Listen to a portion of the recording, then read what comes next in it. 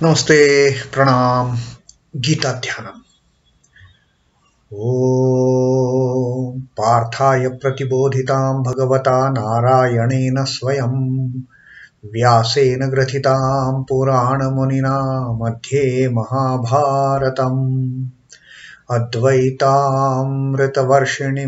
भगवतीम् अष्टादशाध्यायिनीम्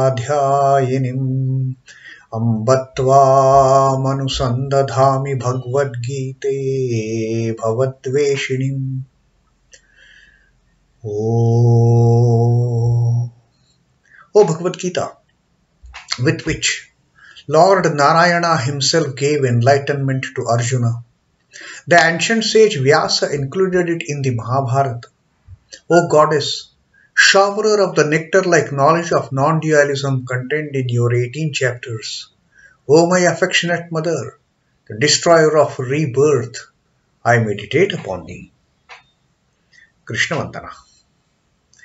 Vasudeva Sutam Devam Kansa Chanura Mardanam Devaki Paramanandam Krishnam Vande Jagadgurum.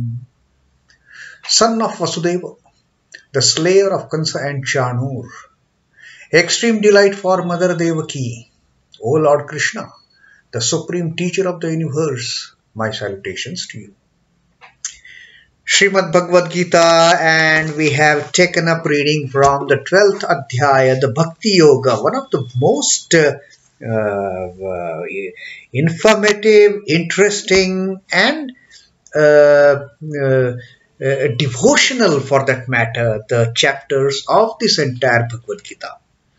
Sri Krishna, right in the beginning, he told us in the Sankhya Yoga about the jnana aspect of the association, the relationship between the bhakta and the Lord through jnana yoga. Then he also spoke about the karma yoga. He also taught us the karma sannyasa yoga. And now Sri Krishna is taking us into the very interesting and very emotional and devotional depths of this art of devotion, this science of devotion, this yoga of devotion, the Bhakti Yoga. And when Arjuna first asked Sri Krishna in the first verse that who among these two devotees, among these two bhaktas, are considered according to you, who is the better yogi, whether the devotee who worships God with form or devotee who worships the unmanifest form, the formless aspect of the God, the formless aspect of that Akshara Avyaya Satchidananda. Who among these two is great? Now, to start with, Krishna has given his answer. Krishna clearly said that Maya Veshamano ye mam nityayukta upasate shraddhaya paryupāsate te me yuktatamamataha. Sri Krishna said that Aveshya manaha mayi. Aveshya is fixing the mind on me. Aveshya manaha mayi. Ye nityayukta upasate mam. Those who ever steadfastly, nityayukta upasate, they worship mam. They worship this form of mine with ever steadfast devotion, fixing their mind on me, who ever steadfastly worship me with paraya shraddha yaha upetaha. Parayaha shraddhaya upetaha. Those who worship me with the supreme shraddha, with the supreme faith, supreme dedication, with supreme faith in me. Te me yuktatamamataha. According to me, mataha, me mataha, my mata is my opinion, in my opinion. Te yuktatamaha, they are the perfect yogis. Now, Sri Krishna has given this answer. Now, does it mean that yogis who worship the Lord in unmanifest form, they don't have any place in the spiritual realm? Is it to be deduced like that? No, no, no. Sri Krishna is now going to address that query also. What about them? What about the others? Those who worship me, worship this form of mine, ever steadfastly, with the mind fixed on me, with that supreme Shraddha, they are the perfected yogis. That is what Krishna has told us in the second verse of the 12th Adhyaya. Now what about the others? Now in the next two verses, the third and fourth shlok, Sri Krishna is going to tell us about those other devotees also, those other bhaktas also, who may not be worshipping the idol with flowers and incense stick and burning lamp before that deity. They may be meditating, they may be contemplating upon the unmanifest form. So, as regards to them, what is Krishna's opinion? Krishna says, Ye tvakṣaramanirdeśyamavyaktaṃ paryupāsate sarvatragamacintyañca kūṭasthamacalandhruvam. Tu, but, ye tu aksharam anirdeśyam avyaktam paryupāsate. Tu is but those ye paryupāsate, tu ye paryupāsate, ye tu paryupāsate. But those who worship, those who meditate, those who contemplate upon, those who dedicate themselves, those who worship what? Aksharam. Aksharam is imperishable. Now, the God with form is perishable. We all know that. Rama came into existence and Rama also had his end. Krishna came into existence. Krishna lived. Krishna taught. Krishna saved.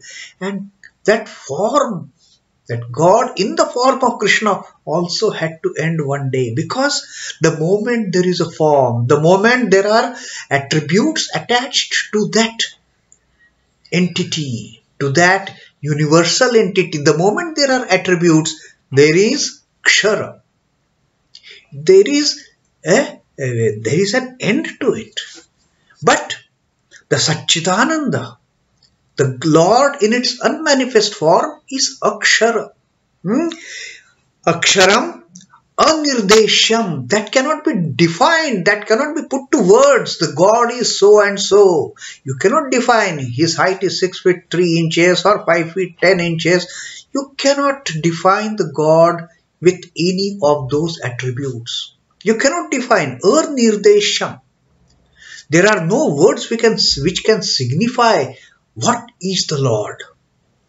That is the anirdeśyam. And then avyaktam, that God is not manifest. There is no form, there is no color, there is no dimension, there is no height, length and breadth and all those. Avyaktam, the God is not manifest at all. That unmanifest form. So Krishna says, but those who worship aksharam anirdeśyam avyaktam sarvatram, and that form which is pervading everywhere, since there is no that Lord, since there is no form, there is no attribute to limit the Lord. It is limitless and therefore it is sarvatram sarvatragama. It is sarvatragam. It is spread over the entire space. It is spread over the vastness is so huge. It is limitless. And sarvatragam is pervading everything. Sarvatra is all. Gam is pervading all. Sarvatragam achintyam. Achintyam again is the description of that form. Although it cannot be defined, it can also not be thought of. We cannot think about what can that thing be. Achintyam, that is unthinkable. We cannot think, oh, will the Lord be fair in complexion? Will the Lord be dark in complexion?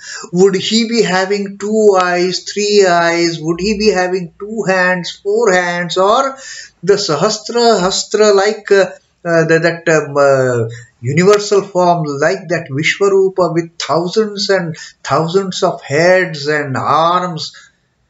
We cannot think. You cannot think on that form because there is no attribute. We can only think about that thing which has attributes. Which can only think about that thing which has qualities. Which can think only about that thing which has dimensions. But which is dimensionless, which is anirdesh, which is avyaktam, which is anirdesham, which is akshara. How can we even think about it? And therefore, that universal entity, that universal form of the Lord, that universal Lord, ultimate reality is achintya. It is sarvatragam, achintya, kūṭastham. Kūṭastham is unchangeable. There is no change. Change is only for that which comes into existence, which survives and which decays and then which perishes. Change is only for that. Change is for you and me. Change is even for the God with form. But for the formless aspect of the Lord, there is no change. It is kūṭastham and achalam. It is immovable. The one which has occupied the entire thing, from where to where that thing will go. It is not that I am going from this room to that room. There is some kind of a barrier between me and the other place. So I can go there from here to there. There is some distance involved, but for one who has pervaded the entire thing, who has pervaded the entire space, from where to where that thing will go. So it is achalam. It cannot move. It is immovable. It is sthira at one place because it has covered the entire space. And then it is dhruvam. It is eternal. It has always been there. It is not that it comes into existence, it survives and then it goes back. It is dhruvam. It is always existent in that eternal place. It has that eternal existence. So this is what Krishna says in this third shloka, that but those who worship this, the formless aspect of the Lord, the formless aspect of the ultimate reality. And which is that, what type of formlessness?